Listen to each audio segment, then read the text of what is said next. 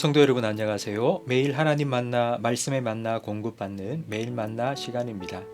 하나님의 평강이 여러분의 심령에 가득하길 축복합니다.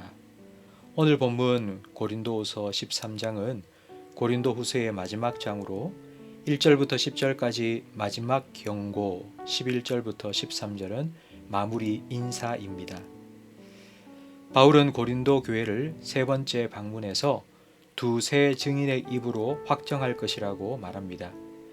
두세 증인의 입으로 확정한다는 말은 재판을 하듯 사실관계를 확인해서 2절 말씀처럼 용서하지 않고 징계할 것이라는 뜻입니다. 바울이 용서하지 않고 징계하겠다고 한 사람은 3절 말씀에 나온 것처럼 그리스도께서 바울 안에서 말씀하시는지 아닌지를 묻는 사람들입니다. 바울이 하는 말이 예수님의 말씀이냐 아니냐 이런 의문을 제기한 사람들입니다. 교회 내에 이런저런 문제를 일으킨 사람들은 용서하고 사랑하라고 권면했던 바울이 자신을 비난하고 공격하는 사람들에게는 이토록 단호하게 대처하는 이유가 무엇일까요?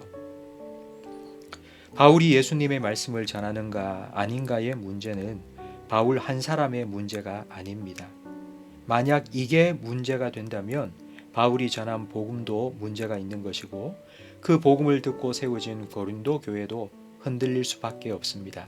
이건 매우 심각한 문제입니다. 그래서 바울은 그들을 용서하지 않겠다고 말했습니다. 예수님께서는 십자가에 못 박혀 죽는 연약함을 보이셨지만 하나님의 능력으로 부활하셔서 지금도 살아계십니다. 고린도 교회 성도들이 보기에 바울도 연약해 보였지만 하나님의 능력으로 복음을 전하며 사역하고 있습니다. 그 능력을 성도들을 무너뜨리는 데가 아니라 세우는 데 사용하기를 원합니다. 5절에 바울은 교회의 위기 상황을 자신의 신앙을 점검하는 기회로 삼으라고 말합니다. 교회를 다니고 있으니 나는 당연히 예수 믿고 있다고 생각하지 말고 정말 내 안에 예수 그리스도께서 계신가를 스스로 점검해보고 확신을 가져야 합니다. 만약 그렇지 않다면 버림받은 자입니다. 버림받았다는 말은 불합격 판정을 받았다는 뜻입니다. 바울은 자신과 성도들이 버림받은 자가 되지 않기를 원합니다.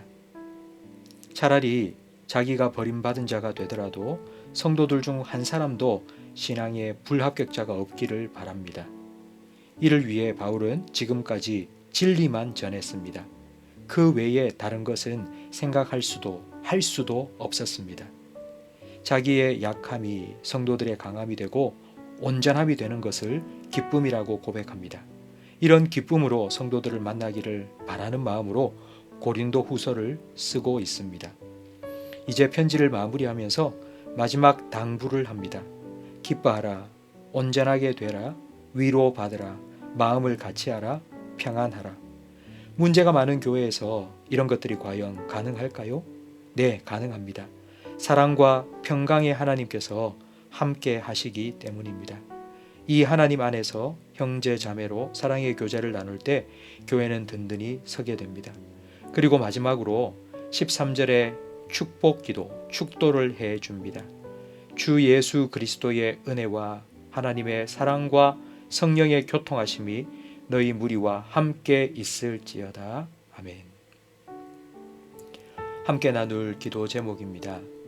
우리 교회 모든 성도들이 단 한 분도 빠짐없이 믿음의 확증을 가지게 해달라고, 우리 교회가 말씀의 반석 위에 든든히 서게 해달라고, 기쁨과 위로와 평안으로 가득한 교회가 되게 해달라고 기도해 주시기 바랍니다.